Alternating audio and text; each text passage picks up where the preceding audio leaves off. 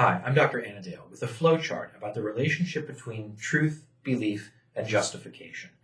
The way we're going to begin is by taking all of my beliefs, everything I believe about the distant past, about the present, myself and my relationships, and about the distant future, all of my beliefs about anything, I'm going to put in this top category of beliefs. So my belief about the causes of the Civil War, my beliefs about Lewis and Clark, my beliefs about the heat death of the universe billions of years from now.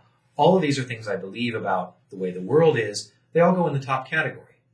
Now, the first obvious division among beliefs is between beliefs that are true and beliefs that are false. So there's our first division in the flowchart. I have some true beliefs, I have some false beliefs, regardless of whether I know they're true or whether anybody ever will know that they're true. My belief that the universe will eventually will expand infinitely and then experience heat death, this belief may be true, it may not be true. I won't be around to see it. But if that's actually what happens billions and billions of years from now, then my belief turns out to be a true one. If something else happens, if the universe enters some cycle of expansion and contraction, my belief about its infinite expansion was a false belief. So among my true beliefs, though, some of them are justified and some of them are unjustified. So my true beliefs that are justified, these are beliefs that are true and that I have a good reason for believing. I have a good argument to back them up, or I have good authority for establishing those beliefs as true. So I have good reasons for believing them. If I have good reasons for believing a belief, and it's also a true belief, then it qualifies as knowledge. This is our traditional definition of knowledge: justified, true belief. Some of my true beliefs, however, are unjustified. I don't have a good reason for believing them. Even though they happen to be true, I haven't done my homework, so to speak. I don't have good authority to establish that these things are true.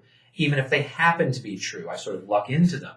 This would be if I picked the winner of the Super Bowl based on a coin toss. We would say, well, you didn't know who was going to win. You simply got lucky. And this is why I'll call things in this category are not knowledge, but they're more like a lucky guess. Now, among my false beliefs, there's also a division of justified and unjustified false beliefs. Some of the things I believe that are false beliefs that I have a good reason for believing. And these are my justified false beliefs. We might call these understandable mistakes or honest mistakes. We would say, it's not true, it's not the way things are, but given the other knowledge you had available to you, given the way you went about your belief formation process, it's completely understandable and justified that you formed that false belief. It just missed the target. It didn't turn out to be true, and so it wasn't knowledge. It's not the way the world actually is.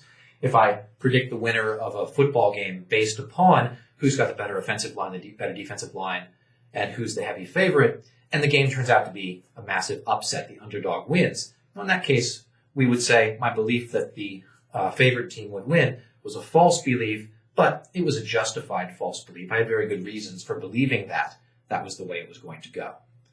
Among my false beliefs, I also have unjustified false beliefs. I have some beliefs that are false, and I don't have any good reasons for believing that they're true.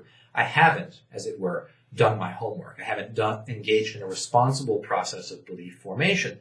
And I'd call these beliefs the kind of you ought to know better sort of beliefs. You don't have a true belief, and you don't even have good reasons for believing the false things that you believe.